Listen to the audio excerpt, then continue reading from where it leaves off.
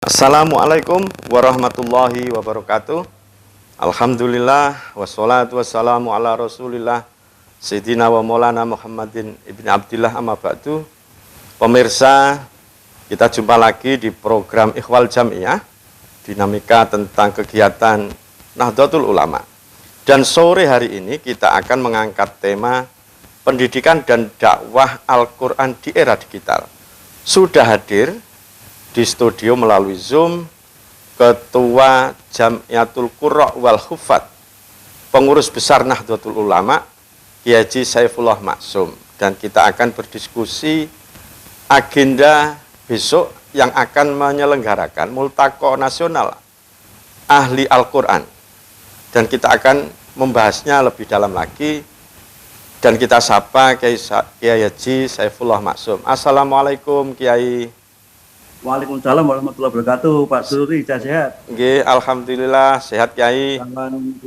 Nah, ini para pemirsa perlu tahu tentang rencana program dari Jamiatul Qurra wal Hufat ini besok Kiai nggih tentang Multaqo Nasional Ahli Al-Quran.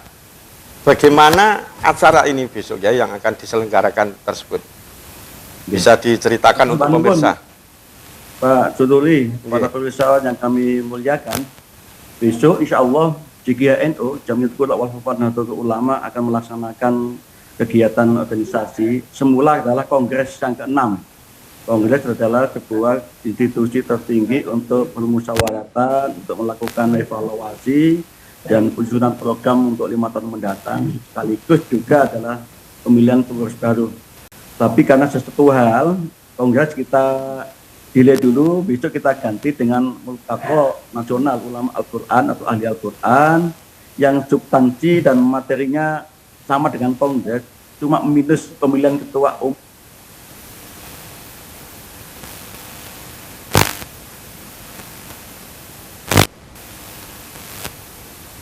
Pemirsa, kelihatannya ada kendala teknis. JGNU akan Multaqo di Madrasatul Quran Tebuireng Jombang mulai tanggal 26 sampai tanggal 27 malam, penutupan 28 pagi. Insya Allah besok akan kita buka jam 10 biasa untuk seremoni. Kita akan menghadirkan itu sejumlah tamu-tamu hampir seluruhnya dari kalangan masyarakat sipil. Jadi semula memang ada beberapa pejabat yang kita undang, tapi karena suatu hal juga mohon maaf tidak bisa hadir. Jadi besok kita mengharapkan kehadiran internal Nahdlatul Ulama dan pengurus JIGIA baik pusat maupun daerah. Selesai ada pembukaan akan dirangkai dengan seminar Al-Quran. Kita akan menghadirkan 3 narasumber. Yang pertama adalah Profesor Dr. Nadir Shah Hussein, Guru Besar Monash University. Beliau insya Allah besok pagi sudah hadir di sini. Karena kenapa milih beliau? Tidak apa-apa, hanya kecuali satu, kompetensi beliau dan minat beliau dan aktivitas beliau di bidang medsos yang luar biasa. Jadi kami ingin menimba pengalaman bagaimana digital dimanfaatkan oleh Kiai Nadir Shah dalam konteks dakwah dan pendidikan di berbagai negara. Yang kedua ada Dr. Ainun Najib, ahli IT dari Nanyang University di Singapura. Ini anak Gresik ya, anak NU. Iya. Kader muda itu. Karena suatu hal besok hanya bisa hadir secara online. Ya, besok mau Zoom gitu. Yang terakhir adalah tuan rumah, yaitu Kiai Haji Dr. Musta'in Syafi'i. Itulah yang akan kita harapkan memberikan pencerahan untuk mendiskusikan tema tentang bagaimana sih ke depan strategi dakwah dan pendidikan Al-Quran di era digital itu. Apakah kita bisa menikmati sebuah kemudahan teknologi untuk kepentingan hanya sekedar sosialisasi atau komunikasi sosial, atau justru bisa dimanfaatkan secara maksimal untuk kepentingan dakwah dan pendidikan Al-Quran itu. Nah, malam harinya Pak Suri akan kita adakan JIGIA mengapresiasi dan menganugerahkan penghargaan kepada para tokoh ulama dan lembaga pendidikan yang konsen dan punya atensi besar, dedikasi besar dalam kemajuan pendidikan Al-Quran di tanah air. Akan ada misalnya besok kita undang Profesor Dr. Kiai Qudus Shihab, karena beliau lagi di London akan mewakilkan Direktur Pusat Studi Al-Quran untuk mewakili beliau. Yang kedua adalah Profesor Dr. Said Agil Husain Al-Munawar. Insyaallah akan mewakilkan mungkin putranya. Yang ketiga adalah Kiai Haji Dr. Asin Cahok Muhammad. Beliau akan hadir karena beliau masing-masing ulama itu punya kategorisasi. Ada spesifikasinya gitu ya? Ya, tafsir Pak Said Agil Munawar itu ahli Quran yang multi talenta. Beliau ya qori, ya hafid, ya ahli fikih, usul fikih itu. Ada Kiai Asin Cahok ahli Qiraat Sab'ah, ada Kiai Haji Dr. Ahmad Fatoni. Ini adalah guru metode pendidikan Al-Quran, juga ahli qiraat. Yang keempat ada Kiai Haji Dr. Muhaimin Jain, guru tahfidz dan yang mempelopori adanya MHQ di MTQ Nasional. Terus ada juga qori legendaris kita, Kiai Haji Muammar Jeddah, Masya Allah. Yang qoriahnya Debu Muhammad Lufah, ya beliau dua akan kita jadikan anugerah untuk besok itu.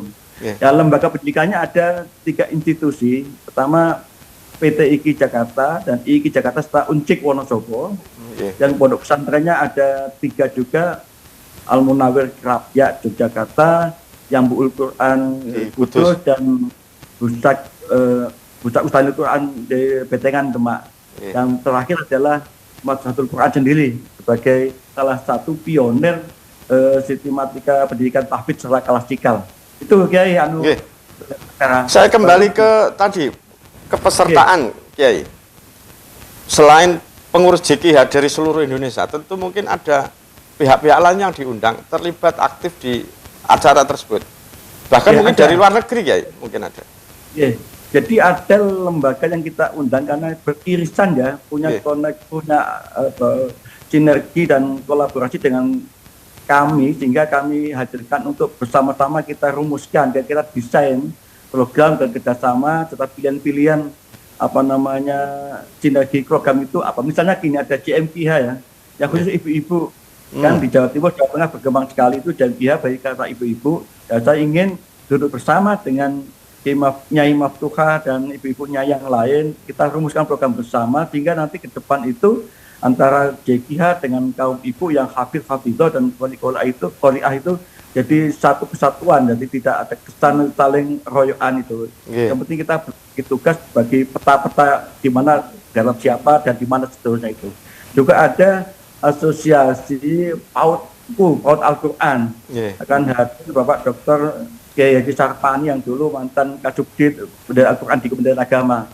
Lalu selaku Ketua Umum PAUD kita undang untuk ikut berkontribusi merumuskan kira-kira ke depan itu posisi lembaga pendidikan Al-Quran di tengah-tengah derasnya arus teknologi digitalisasi itu kayak apa gitu, supaya nggak tertinggal dengan lembaga-lembaga lain yang non Al-Quran. Itu Kiai, mudah-mudahan mohon doanya, mudah-mudahan ini bisa produktif merumuskan beberapa hal yang strategis untuk amin. Kalau melihat durasi harinya 26, 27 itu insya Allah intensif. Tentu ada, ini saya pengen tanya, mengapa JKH mengambil tema pentingnya pendidikan dakwah dan Al-Quran ini di era digital? Kita memang sadar Pak, era digital hari ini menguasai kehidupan kita. Latar belakang dari JKH sendiri gimana? Kami menengarai tidak mungkin JKH, NU maupun pesantren itu mencegah, menghadang atau tidak menerima dengan tangan terbuka hadirnya teknologi digital, dan itu sudah menjadi salah satu pola hidup ya, lifestyle bukan hanya anak muda, kita juga kita yang tua-tua juga gitu ya. Hidup kita mayoritas dengan handphone misalnya begitu.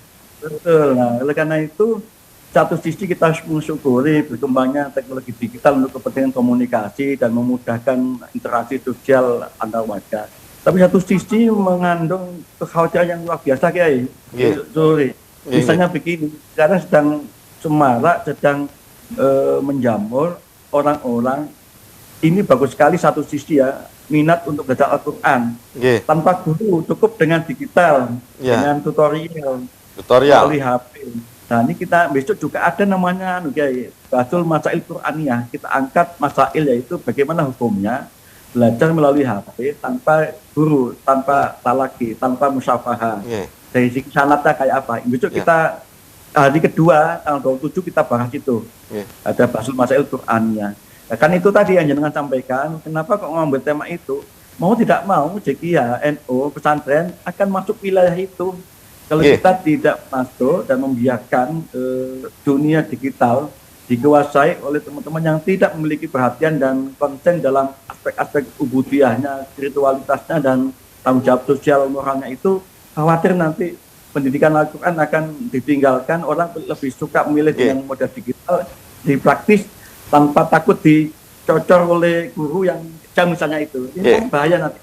Terima kasih, Kiai. Untuk segmen ini, kelihatannya nanti lebih menarik lagi ketika masuk era digital dan kebutuhan pendidikan Al-Quran itu sendiri. Hari ini temanya adalah pendidikan dan dakwah Al-Quran di era digital bersama Jam'iyatul Qurra wal Hufat PBNU.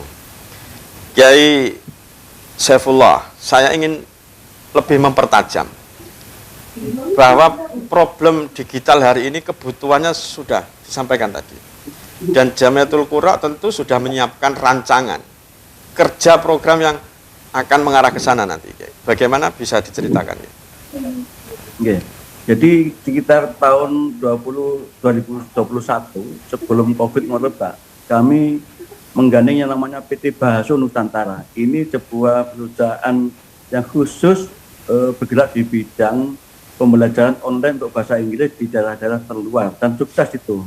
Karena saya lihat itu sukses, prestisnya bagus sekali, maka kami ajak kerjasama, dan mereka juga sedang konsen untuk setelah selesai dimanfaatkan untuk kepentingan bahasa Inggris di daerah terluar, maka ingin juga masuk untuk wilayah Al-Quran. Untuk kami juga. Namanya ada PT Aminin, maka itu adalah Aminin itu sebuah model pembelajaran Al-Quran melalui media online digital yang kami pelopori tahun 2021. Pada itu langsung COVID dan kita ada kendala. Nah, punya pengalaman semacam itu, maka kami tertarik untuk ini tidak bisa kita biarkan, kita harus solusi itu. Kebetulan PBNU juga sama, saat ini sedang mengangkat isu dan konsen dalam bidang digitalisasi, transformasi digitalisasi, baik pengelolaan organisasi maupun pengembangan dengan program. Jadi khusus untuk Al-Quran ini memang tidak semudah Mas Sururi, tidak semudah memang dalam konteks diadaptasi untuk kepentingan non Al-Quran. Al-Quran itu banyak kisi-kisinya, banyak fatunya, banyak kaidahnya, banyak norma-normanya. Kalau katakanlah ilmu lain bisa apapun digital, Anda bisa mengakses, bisa teknologinya, ada substansinya, ada kontennya, udah itu selesai. Tapi Quran ternyata tidak begitu. Karena Rasulullah ketika ada. Artinya ada kebutuhan sanad itu tadi ya, bahwa membaca Al-Quran tidak bisa belajar sendiri, misalnya dari Latinnya itu kan. Nah, gimana itu? Penyiapan untuk teknologinya ke depan gimana? Makanya terus ini tetap harus kedua-duanya dipakai. Setelah selesai, anak-anak muda belajar Al-Quran secara digital, secara tutorial, pakai mesin semuanya, silakan bisa. Tapi di ujung ketika sudah merasa mampu itu, harus tetap bertalaki, bermusyawarah dengan seorang guru.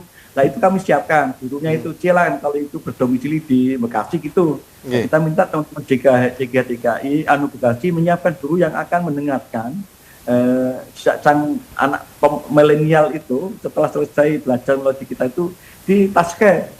Bacaannya, tahsinnya, mahrajul hurufnya, sifatul huruf dan semuanya, termasuk bila perlu ya lagunya sekalian gitu lah. Itu pentingnya kalau itu dilakukan Mas Sururi akan selesai dan nggak ada problem terhadap problem sanad Quran yang selama ini di kita sangat dipegang teguh.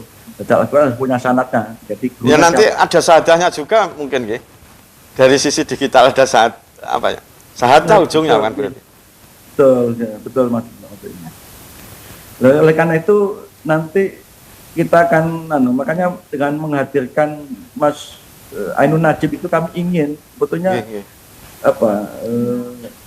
kan kita hanya sekarang ini menangkap secara global tapi relung-relung digital itu apa sih yang harus dikuasai oleh warga nanti oleh santri itu tidak semudah itu mungkin kan kalau TK-nya HP, tapi di balik itu kira-kira apa yang harus disiapkan. Misalnya begini ya, saya melihat perlunya ada perubahan pola memberlakukan diri dalam konteks pendidikan dan dakwah itu ketika menggunakan media digital. Misalnya kan tidak bisa kalau model face to face musafah majlis taklim itu hanya diakses oleh sekitar orang. Kalau salah menyampaikan dalil misalnya itu problemnya nggak seperti itu. Coba kita kalau digital seorang guru Al-Quran Jikiyah salah mendalilkan sesuatu atau melafalkan sesuatu kok tidak fasih itu luar biasanya dampaknya. Dan jejak digitalnya ada gitu ya. Ada Mas Suri yang ada yang viral belum lama ini kan, ada orang salah membaca, padahal bagus sekali ya lagunya, cuma salah juga itu jadi bahan luar biasa dibully habis-habis. Nah ini konteks ini harus kita pahami sebelum kita masuk menjadi pilihan ya digitalisasi pendidikan dasar Al-Quran sebagai salah satu strategi ke depan itu. Nah ada problem lain guys, selain soal talaki, sanad, ada problem lain. Banyak di masyarakat kota hari ini seringkali kesulitan mencari guru ngaji. Oke, ada digital, tetapi mereka juga ini yang butuh ya. Butuh guru ngaji, mungkin mau dihadirkan ke rumah atau apa. JKH bagaimana memfasilitasi problem ini juga ya? Ya, alhamdulillah nanti di forum apa forum namanya itu? Multaqo, sampai lupa. Forum Multaqo itu nanti akan besok malam kita akan lakukan soft launching, Mas Ruli, soft launching tentang lembaga sertifikasi profesi JKH. BNSP besok hadir menyampaikan semacam lisensi awal bahwa kami sudah berhak untuk mensertifikasi para guru ngaji, dan itu atas secara negara karena kita sudah memiliki skemanya gitu. Kita memang sedang konsen untuk menyiapkan SDM guru-guru karena gini ceritanya itu kan kami prihatin guru-guru ngaji yang selama ini kita tugaskan baik di sekolah-sekolah negeri maupun swasta itu tidak semuanya kompeten dalam bidang belajar Al-Quran. Tapi tetap nggak bisa kita salahkan, kita penting kebutuhannya sangat besar tapi SDM-nya terbatas. Karena itu JKH mengantisipasi, karena itu kita sedang sekarang membina banyak asesor. Nanti kita minta seluruh daerah menyiapkan asesor, setelah itu masing-masing daerah harus menyiapkan tenaga pendidik untuk itu. Jadi ngapunten Kiai, ngapunten saya potong. Ini ujungnya nanti sertifikasi profesi gitu. Profesi betul. Oh berarti, wah ini peluang bagi mereka ini nanti yang ikut. Makanya itu nanti kita sampaikan di sini kan, ngumpul seluruh aktivis JKH seluruh Indonesia, BNSP akan datang justru menyampaikan ini bahwa kita sudah menyelesaikan salah satu proyek untuk menyiapkan JKH sebagai lembaga yang berhak untuk mensertifikasi guru ngaji dan dapat piagam dengan logo guru Garuda kan gitu. Dan sertifikat ini nanti menjadi standar mungkin ya baik di sekolah negeri. Tukang las saja harus ada. Nah itu dia. Ya pengantin, lah masuk guru ngaji kok asal-asalan kayak itu kan. Dan itu nanti juga terkait dengan pendapatan juga atau kayak begitu? Betul itu walaupun nggak niat komersial tapi konsekuensi lah. Ada kebutuhan, ada demandnya sangat besar Mbak maksud Pak Curu ini. Apakah program sertifikasi ini mungkin juga bisa mengatasi setiap lembaga kan juga mengeluarkan sertifikat sendiri-sendiri Kiai. Nah ini mungkin tapi bagaimana? Sejauh ini Mas Ruli di Indonesia baru ada 2 yang punya hak dan punya LSP untuk belajar Al-Quran. Satu ada Quran yang diasuh Ustadz Yusuf Mansur, dan yang kedua ini. Nah, kalau itu ada lembaga yang selalu mensertifikasi sifatnya sangat swasta, sangat internal kan. Kemudian bisa digunakan untuk, misalnya saya selama ini sering sekali dimintai oleh orang tua untuk bikin piagam dalam rangka mau sekolah ke Malaysia atau ke Singapura. Mereka butuh itu. Sepatutnya kita buatkan dan bakal nggak punya hak sebetulnya. Itu. Nah ke depan itu saya kira harus disiapkan untuk itu. Nah, baru 2 lembaga itu yang sudah punya lisensi nanti. Apakah ke depan juga misalnya kan sekarang di Nahdlatul Ulama, di lingkungan pesantren Nahdlatul Ulama kan juga banyak mendirikan program-program tahfidz itu kan. Mereka mengeluarkan sahaja institusi, ketika ditambahi jari LSP berarti ada ujian dan sebagainya nanti bisa double dan mungkin lebih kuat mungkin Kiai. Lebih kuat lagi. Cuma untuk skema tahfidz belum kita ajukan ke BNSP. Kira setelah selesai belajar Al-Quran, baca, tulis, selesai baru tahfidz. Setelah itu tentang tahsinnya, tilawah. kita juga siapkan juga standarisasi penghakiman. Hakim-hakim MTQ itu selama ini kan asal comot itu. Betul. Makanya kita juga ada sertifikasinya kan gitu. Ya. Kita sedang siap sebelah sana, Mas Suluri. Oke. Sementara itu dulu Kiai, nanti kelihatan lebih asik lagi nih. Kita lanjutkan diskusi kita dengan Kiai Haji Saifullah Maksum, Ketua Jamiatul Qurra wal Hufat PBNU. Kita kembali lagi Kiai soal hal-hal yang akan dibahas di Multaqo. Tadi paling tidak ada dua, yaitu bagaimana bahsul masailnya ya. Pertama soal hukum mengaji lewat teknologi, dan yang kedua, nah mungkin nanti monggo dijelaskan ya, biar nanti hasilnya ini yang akan dinikmati kita semua, monggo.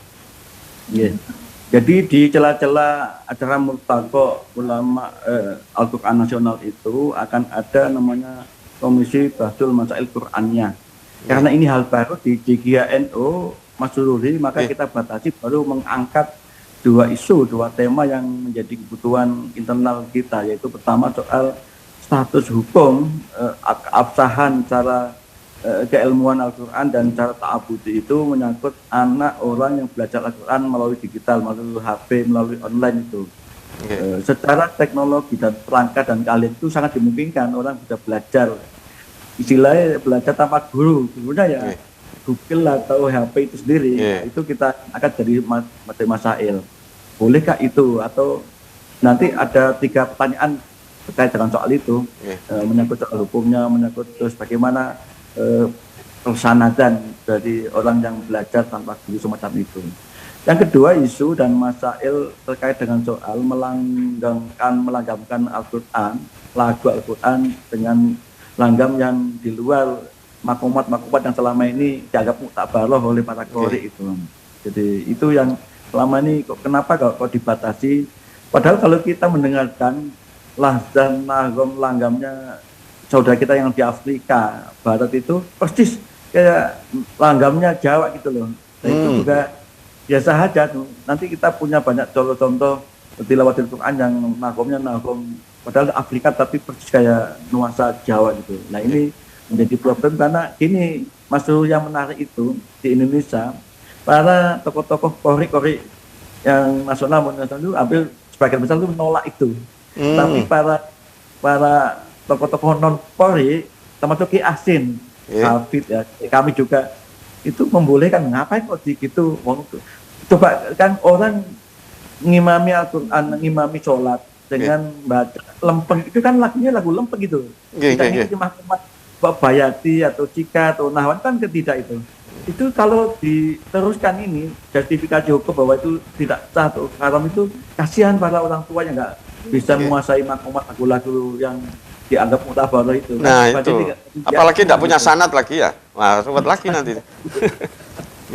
Itu kira-kira tambahan di Bahsul Masail Qurannya Mas Sururi. Dan ke depan kalau memang jadi di Bahsul Masail dan keputusannya boleh kan masuk di Musabaqah Tilawatil Quran juga bisa kan itu. Dan itu kekhasan Indonesia nanti mungkin.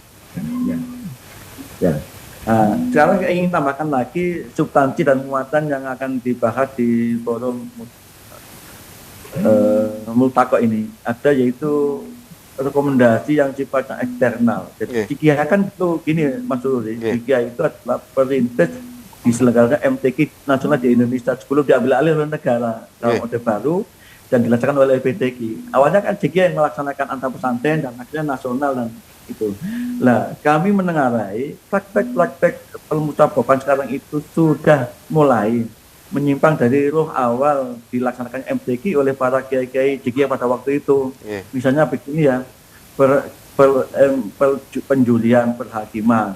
Ada kesan itu dominasi orang-orang kelompok tertentu. Terus juga ada pendobel ya, merangkap posisi satu sisi menjadi dewan hakim, satu sisi menjadi juga fasilitator, jadi pembina, trainer di satu daerah. Setelah itu masuk ruang MTQ jadi dewan hakim. Nah ini menimbulkan kekhawatiran dan teka-teki apakah nanti objektivitasnya bisa dijaga. Seorang dewan hakim yang menjadi tutor, menjadi trainer di satu daerah dan sebagai pemain dan hakim kan gitu ya.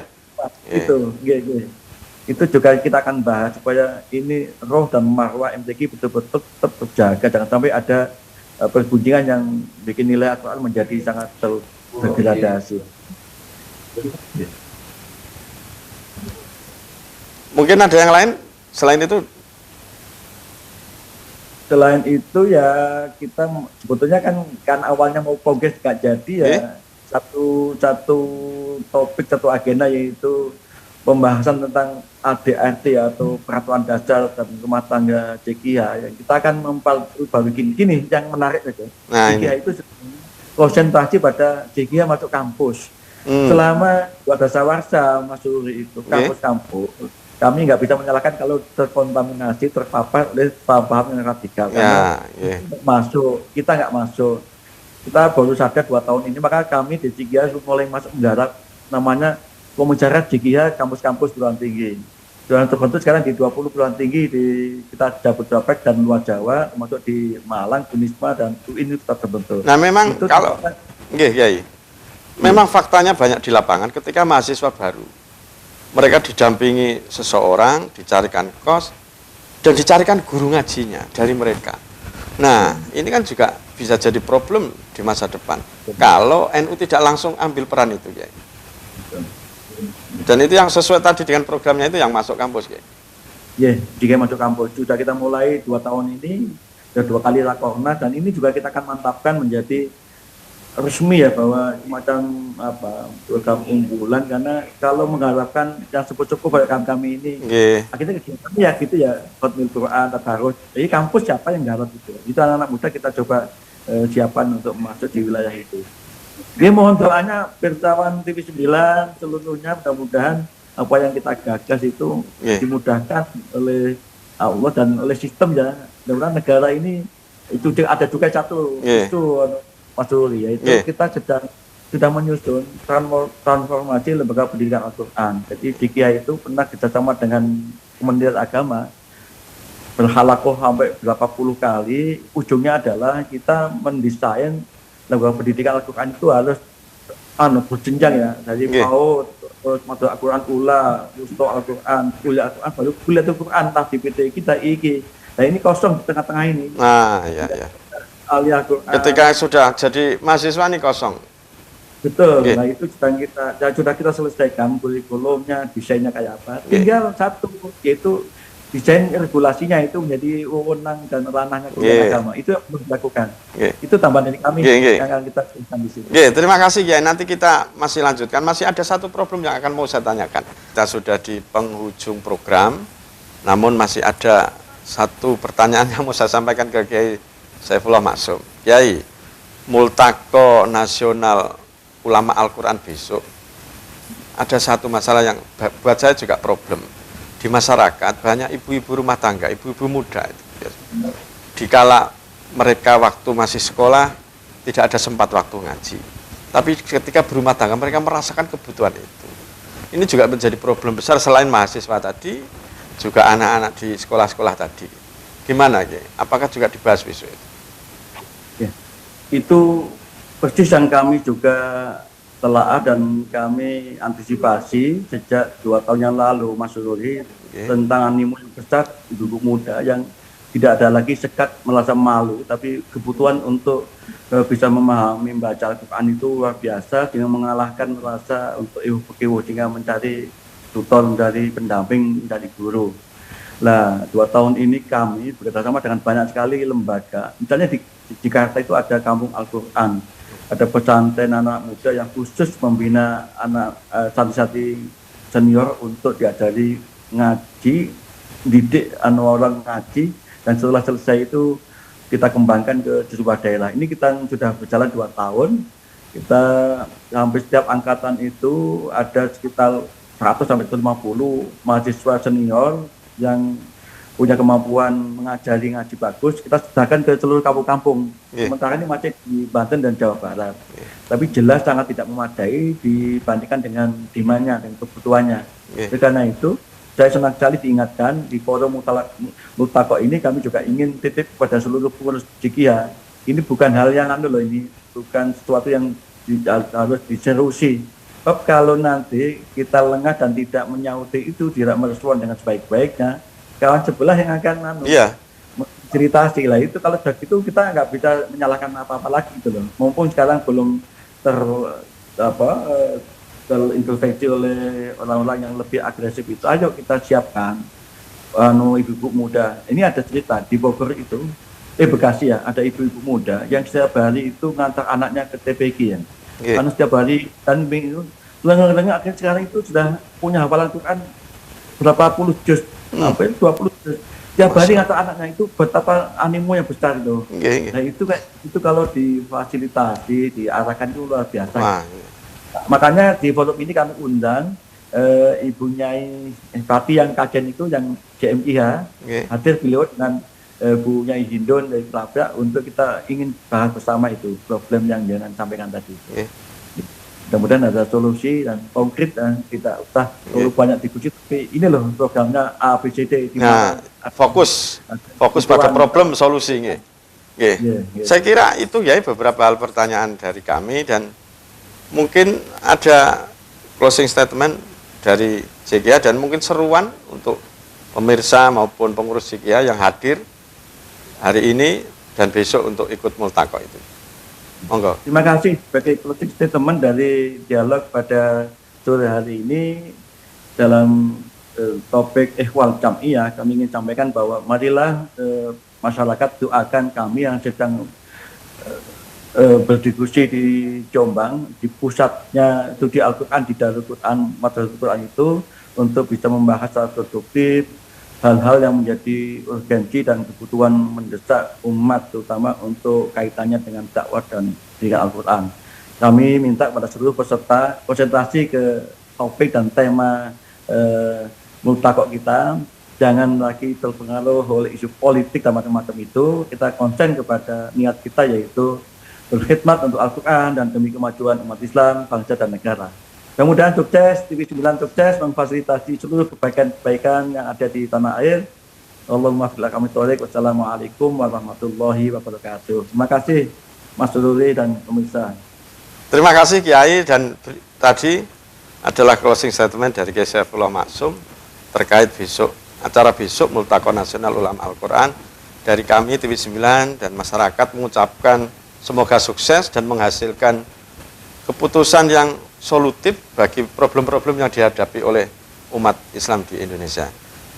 Demikian, dan kita akan berjumpa lagi di pekan depan. Wallahul muwaffiq ila aqwamit thoriq. Wassalamualaikum warahmatullahi wabarakatuh.